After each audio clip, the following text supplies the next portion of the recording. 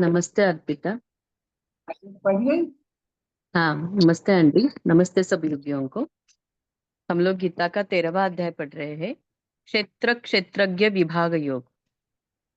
इसमें हम आज श्लोक नंबर 18 पढ़ेंगे। श्लोक नंबर 18 भगवान बोल रहे हैं। श्री भगवान उवाच इति क्षेत्रं तथा ज्ञानं ज्ञेयं चोक्तं समासतः मद्भक्त एतद्विज्ञाय मद्भावायोपपद्यते। इति क्षेत्रं तथा ज्ञानं ज्ञेयं चोक्तं समासतः मद्भक्त एतद्विज्ञाय मद्भावायोपपद्यते। इस प्रकार क्षेत्र तथा ज्ञान और जानने योग्य परमात्मा का स्वरूप संक्षेप से कहा गया। मेरा भक्त इसको तत्व से जानकर मेरे स्वरूप को प्राप्त होता है। हरिओम।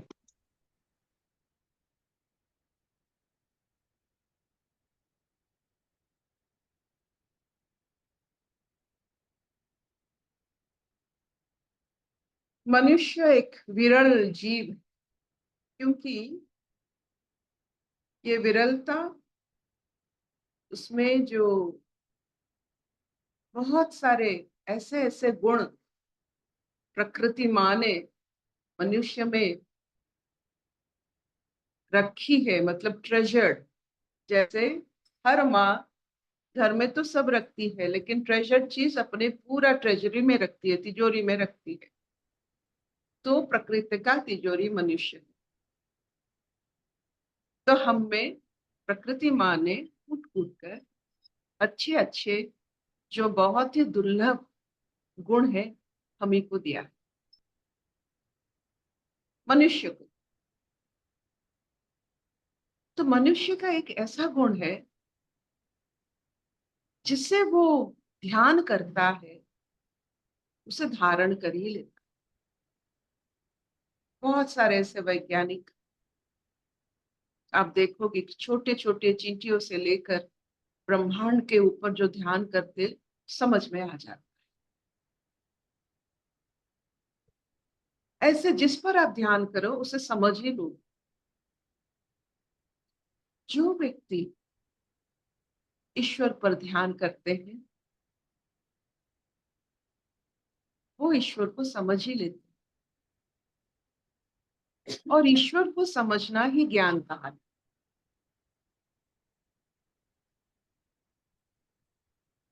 जब हम ईश्वर को समझ लेते हैं हम उनके बच्चे हो जाते हैं। उनका जैसे बेबी होते हैं, क्या कहते हैं, बेबी, छोटा बच्चा।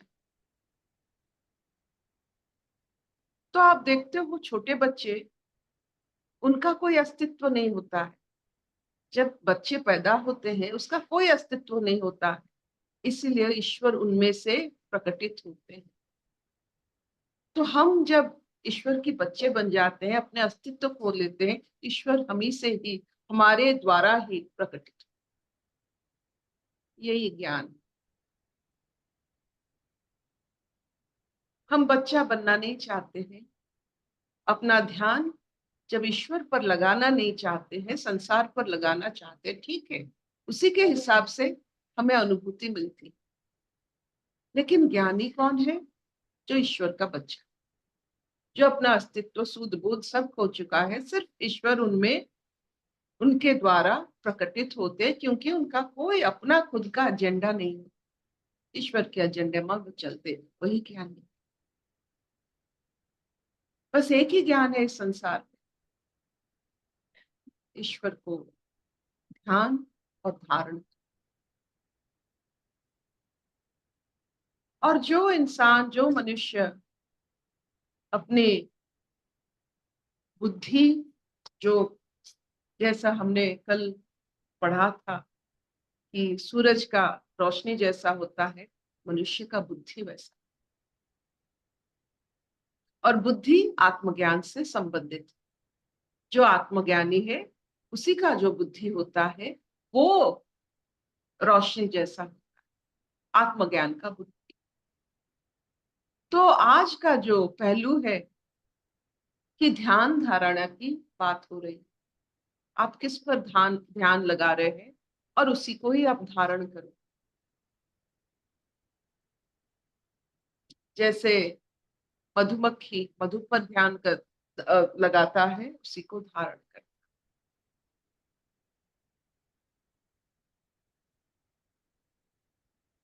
इस पहलू से लेकर ईश्वर की बच्चा बनना, the baby of the Lord, ये आपकी गति है। आपको कैसा दिखता है, कैसा अच्छा लगता है, ये रास्ता आपको कितना मनोहर लगता है, ये आप ही को पता है। जब भी कोई बच्चे जैसा कह देता है, लगता है क्या बच्चे जैसा? बच्चे जैसा होना क्या कोई बड़ी, बच्चे जैसा अस्तित्वहीन। सब कुछ है, आंख नाक सब कुछ है, लेकिन अपने अस्तित्व पर उसका कोई गौरव नहीं।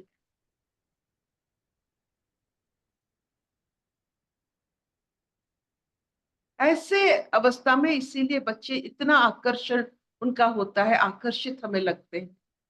ऐसा कोई बच्चा नहीं है जो आकर्षित नहीं कर सकता है। आहिस्ता आहिस्ता जब अस्तित्व उसमें आ जाता है, मैं भाव, मेरा भाव, तब आहिस्ता आहिस्ता वो आकर्षण खत्म।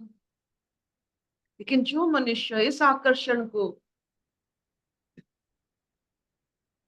अपने स्वभाव से, ईश्वर की ध्यान से ये आकर्षण रख सकता है, उसी के बारे में आज बता रहे हैं प्रभु कृष्ण। आपकी मर्जी। कल हमने 2 शब्द पढ़े थे। कभी कभी माँ सरस्वती अपने अपार दया के कारण शब्दों से हमारी मुलाकात करवा देते। तो हम तो जानते हैं कि ऐसा एक शब्द है जिसे हम पैरानॉइड कहते हैं, पैरानोया। इसका मतलब है एक ऐसा सोच जो मनुष्य के अंतर से आता है कि सब कुछ, ये पूरा ब्रह्मांड साजिश कर रहे हैं हमें मारने के लिए। इसे पैरानॉइड कहते हैं। उसका विपरीत शब्द हमें पता ही नहीं था। डॉक्टर होने के नाते पैरानॉइड हमें समझ था। एक शब्द है प्रोनोया। प्रोनोया का मतलब है कि ब्रह्मांड हमारे लिए, हमारी खुशी के लिए सब साजिश कर रही है। ये प्रोनोया। कितनी छोटी सी बात। पैरानोया अपने अंदर हमें सिखाया गया है कि सब कुछ मतलब सब, मतलब what you call it, everyone is an enemy, everyone is trying to put you down. सब आपको नीचा दिखाने की कोशिश करते हैं। ये आपकी पैरानोया है। प्रोनोया कि पूरा ब्रह्मांड, पूरा ईश्वर हमारे लिए ही सब कुछ कर रहे हैं। ये रास्ता, ये धूप, ये सब कुछ हमारे लिए ही बनाए हैं। ये कैसा लगता है? हमारे लिए ही साजिश हो रहा है। ये जो शब्द हमारे आंखों में पड़ते हैं आज, जैसे ज्ञान का शब्द है सिर्फ ईश्वर को जानना। ज्ञानी कौन है? जो ईश्वर तत्व को जानता है। ध्यान धारण की बात हो रही है, आप क्या पकड़ रहे हो उसकी बात हो रही है। आप पर जिम्मेदारी बढ़ रहा है। आप पर खुद का बहुत बोर होते हो ना, जब संसार में मन नहीं लगता है, बहुत सारे काम आपके खुद के घर में होता है। जो खुद के घर की काम को नजरअंदाज करते हैं, घर टूट जाता है। वैसे ही जो अपने ऊपर काम नहीं करते हैं, वो संसार की वो जो उपलब्धि होनी चाहिए होता नहीं। क्या इतना चलेगा? हाँ बेटा। हाँ मम्मी। शबनम नहीं बह रही। तेरे सामने। हैप्पी रोजा। Same to you. कोई प्रश्न, कोई अनुभव? बताओ वैशाली, कुछ तो बताओ। मैं आज को दो शब्द जो बोले ना, वही दो शब्द है कि एक रिदम में लेके आ जाता है, और वो अगर वो खिलाफ जाता है तो तुम्हारा ही रिदम बिगड़ जाता है। जिसके लिए प्रकृति ने तुमको बनाया है ना, वो तुम अनुभव नहीं कर पाते हो। तो ये दोनों शब्द बहुत अच्छे लगे एकदम से। इसलिए कोई चीज को हम रेजिस्ट करते हैं ना, तो हमारा रिदम बिगड़ जाता है। जब एक्सेप्ट कर जाते हैं ना, तो रिदम के साथ जाते हैं एकदम से। तो ये दोनों बहुत अच्छा लगा। शब्द पता नहीं थे जो बोले, पहली बार ये सुने थे ऐसे। ये तो बहुत सारे यही ऐसे है, अपने घर पे जैसे लास्ट को बोले ना, अपने घर को ठीक रखने नहीं रखने से घर बिगड़ जाता है। ऐसा ही यही रिदम को तुम यदि ठीक से नहीं समझ पाते हो, तुम नहीं स्वीकार कर पाते हो, फिर तुम्हारा घर ही, तुम्हारा शरीर, तुम्हारा मन, तुम्हारा जो घर है वो भी बिगड़ जाता, नष्ट हो जाता है जीवन।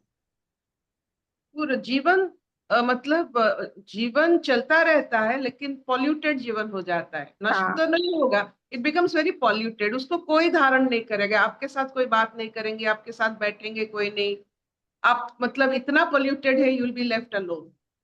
अच्छा नहीं बिल्कुल। लगेगा। So don't be nice. Polluted. We are just एक प्रवाह है।